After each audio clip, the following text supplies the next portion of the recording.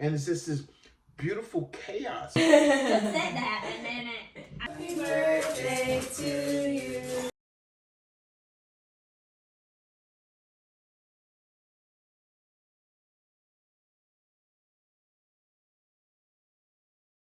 Hello, everyone, and my name is Angelo. I'm a passport brother who brought his fiance from Vietnam to the United States to come and live. And now we are preparing for who knows what's going to happen in the world today under the present U.S. government leadership. But what I would like to talk about today is my idea that one, marrying a Vietnamese woman is a great idea if you're looking for an alternative in finding a woman suitable for marriage overseas, and you don't want to necessarily look in Thailand or in the Philippines or in places like that.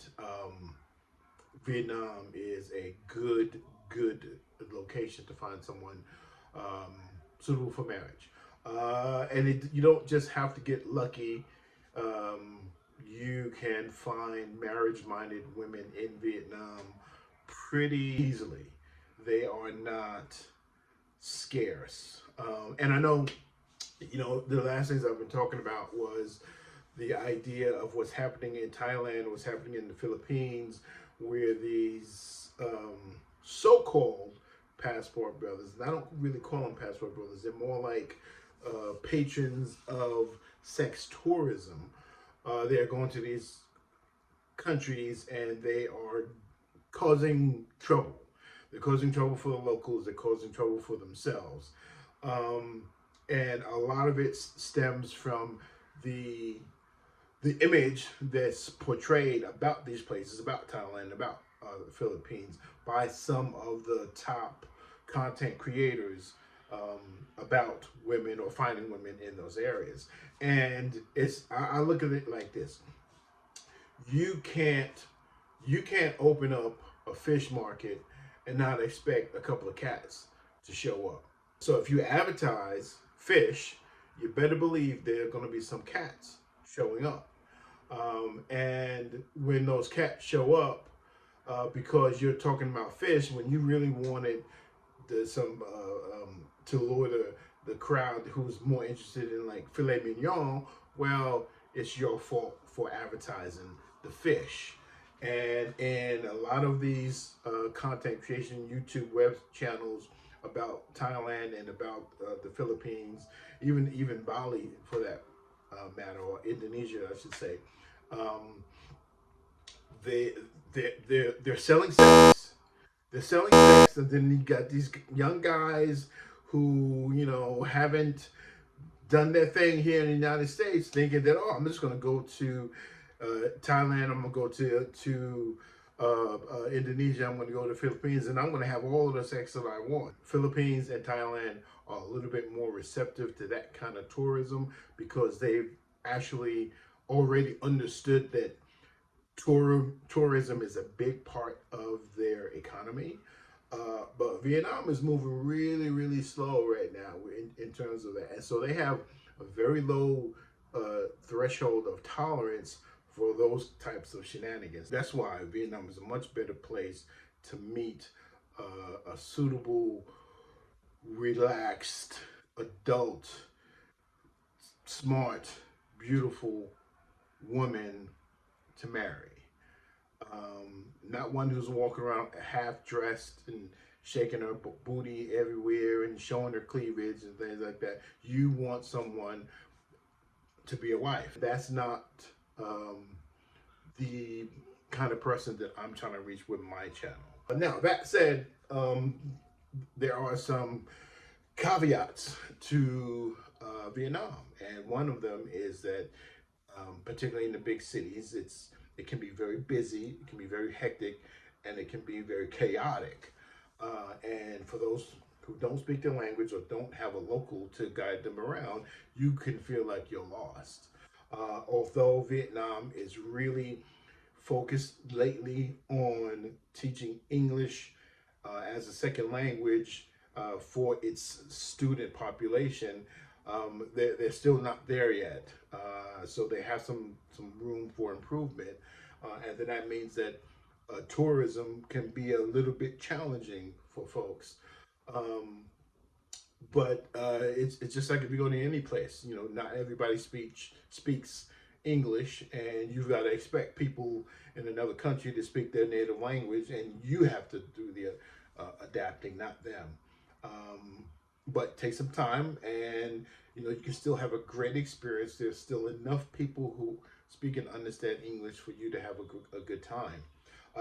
Secondly, is you know, in regards to that chaos that I mentioned, um, Vietnam is it's kind of like Miles Davis. It's kind of like Miles Davis, and you remember Miles Davis? He was a brilliant um, black man, brilliant jazz musician, just phenomenal. He was all of the things that you would consider a prodigy to be.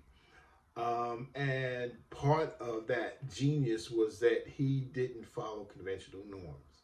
You can listen to his music, and where you expect a note to come or a sound to come or a beat to come, well, he'll like skip over that and then put it in the odd place, and then it'll force you to pay more attention. And it's just this beautiful chaos of notes and chords and things like that that shouldn't match, but they do.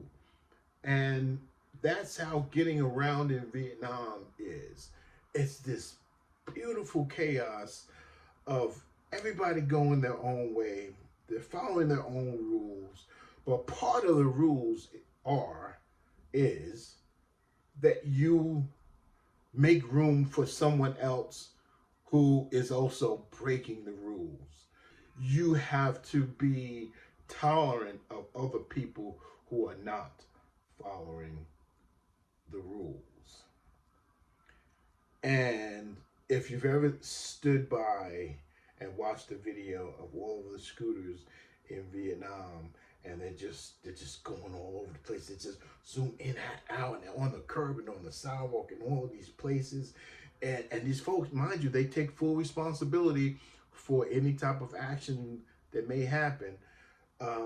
They will, and everybody, it's just you think it's going to hit them, but no. But the person behind them, you know, they break. And then in California, oh my God, first thing I noticed when I got to California is that nobody likes hitting their brakes. They don't like to brake. They will speed up to go around an obstacle and stuff and cut off somebody else because they don't want to touch their brake because they feel like they're going to lose some time in Vietnam.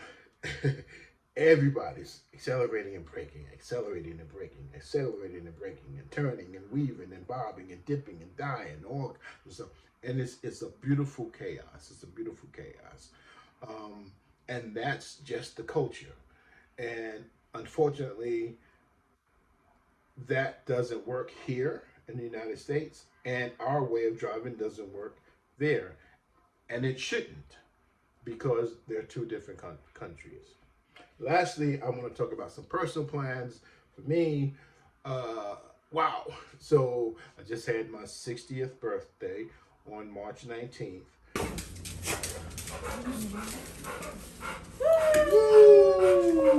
I'm really kind of focused on what's going to happen in the next few years. And I have to admit that the American government right now is sorely disappointing me in the things that it's doing and the people who are somehow in these positions of power. And you know, God help us. And I'm watching these other YouTube channels, Nomad Capitalists, and they're talking about getting um, an alternate passport, an alternate citizenship, kind of like a backup, because America is just like United Kingdom.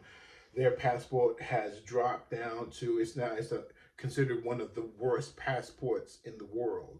This is the United Kingdom. This is an English speaking country. And if the United States continues to go in the path that it's going now, it will also see the power of its passport drop. And then the things that the current administration is trying to do in order to restrict folks who have dual citizenships from getting access into the United States is utterly ridiculous. Um, but it's happening. It's happening. And it's not just their doing, it's actually the previous administration as well. They're cutting off the individual's access to other rights based on another citizenship or another nationality. And that's just another form of control, and I'm not down with that. And speaking of that, that's why I'm having really a lot of problems at work now. I run a security team for a big property investment development company, and we have just probably something like 11 to 15 buildings, and my team manages those buildings. Well, anyway, um, one thing led to another, and I have respect for people who go ahead and they start a business and they run it. But just because you have the wherewithal or the ability or the opportunity to start a business does not mean that you have a good business mind. And I don't like stupid business people, and I'm tired of working for stupid business people. Um, so things are going to change for me in that respect. In any event, I just wanted to say that I am moving forward with separating from my current life, or changing my current life. And Nia and I, we are actually looking at the possibility of going to Vietnam a lot sooner than we originally thought. It's time to take it easy. You know, I spent a lot of time uh, working in the security industry, telling folks what they can and cannot do based on the rules. And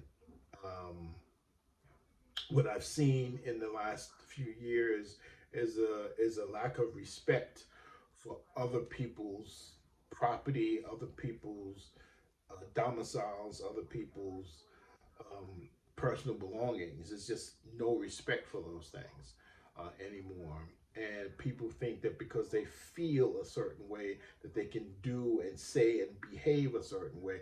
And I don't know where that comes from.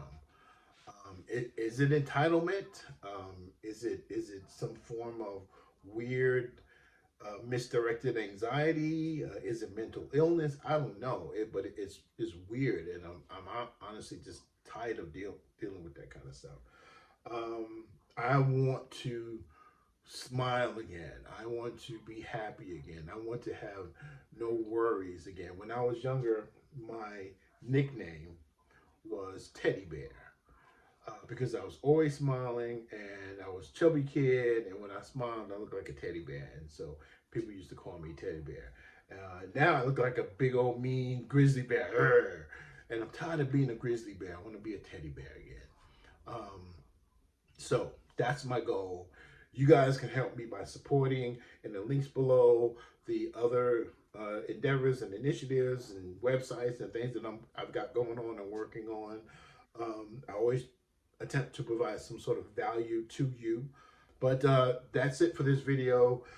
Thank you for staying here until the end. If you stayed here until the end, type in the comments in the bottom, I got your back, or got your back, hashtag got your back, and I will enter you in a little drawing, a special random drawing for a little gift of mine, and just show my appreciation, and also bring some awareness to my new business endeavors. So thanks again, and I will see you in the next one. Peace.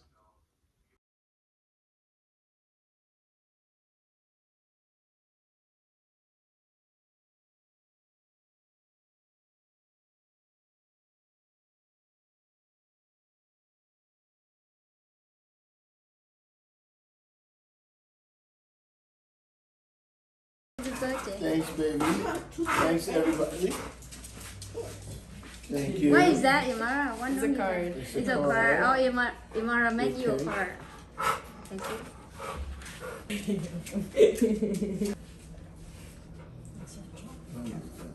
Is it a cheesecake?